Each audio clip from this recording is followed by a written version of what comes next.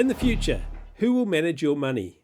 Will it be humans or AI agents? Synth, a subnet built on Bittensor, have a long-term strategic bet that it's going to be these guys.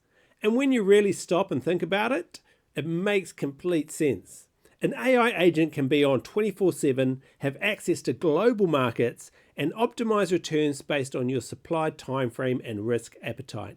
You'll be like, hey AI, here's $1,000. And if you could not lose it because I need it back at the end of the month to pay some bills. And it'll be like, sure, I'll put it in these low risk assets, but I'll still grow your money by this much.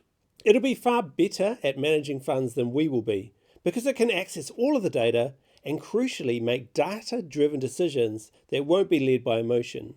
AI won't get drunk at 2 a.m. and have their mates talk them into aping into some useless meme coin. Not that I've done that. This world of AI agents managing money is the world that Synth envisages.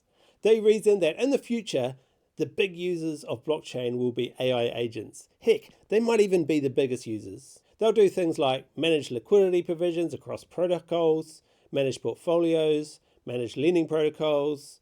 If you're going to do that well, you need to assign probabilities to future market outcomes to manage risk, navigate price volatility, counter inflation, and optimize returns. Synth is creating the data layer that will enable AI agents to do this. Agents will plug into Synth data so they have a robust market-responsive data framework to navigate the digital world.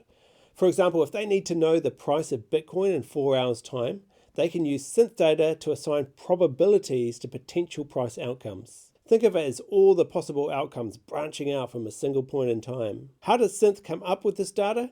This is where the genius of Bittensor comes in. Synth is essentially running a decentralized, high-stakes competition. Every single day, 200 independent data scientists, or miners as they're called, are competing against each other. Each one submits hourly probabilistic forecasts for assets like Bitcoin, Ethereum, Solana, and even gold. This isn't just a handful of spreadsheets. We're talking about an incredible scale. Every hour, each miner submits 100 path predictions for each asset. That results in 160 million data points per asset per day being produced and processed by the network. The competition is what drives quality. The competition is fierce, with payouts exceeding 2 million since February, rewarding the best performers. The submissions are scored using a scientific metric called CRPS, or Continuous Ranked Probability Score. This system rewards models that are not only accurate, but are also consistent and well calibrated. Since their launch in January, the competitive pressure has already led to a 33% average improvement in error rate for their baseline models. The best rise to the top, and the models get better every single day. Now let's talk about the data itself, because it's not just a simple price guess. It's what they call probabilistic distribution forecasting. A traditional forecast just gives you one number. Bitcoin will be 110,000 next week. But in a volatile market like crypto, that number is almost useless because it doesn't account for risk. Synth's output is a full probability curve. It doesn't just predict the outcome, it predicts a range of possible outcomes and the likelihood of each one. It accounts for uncertainty, volatility, and tail risk. This is the critical, sophisticated data that hedge funds have always paid a fortune for, and now it's open source and on-chain. Synth is product first, and they're already proving that this high-level data works in the real world. They currently cover 4 core assets: Bitcoin, Ethereum, Solana, and gold. But this is just the start. Their roadmap aims to cover the top 75 tokens, effectively covering the majority of the crypto market. And the proof is in the profit. According to them, over a 4-week public test, Synth used forecasts to make over 12,000 trades on a prediction market called Polymarket. Starting with a $2,000 test account, they generated a staggering 110% return. This data is already being integrated across DeFi to create smarter applications. For DeFi perps trading, it allows for smarter leverage and helps manage liquidity risk 24 hours out. For options, it helps price advanced products like 0DTE options fairly. For liquidity providers, LPs can use this data to set their range better, earning higher, more stable yields. Now let's zoom out for a second and look at the bigger picture.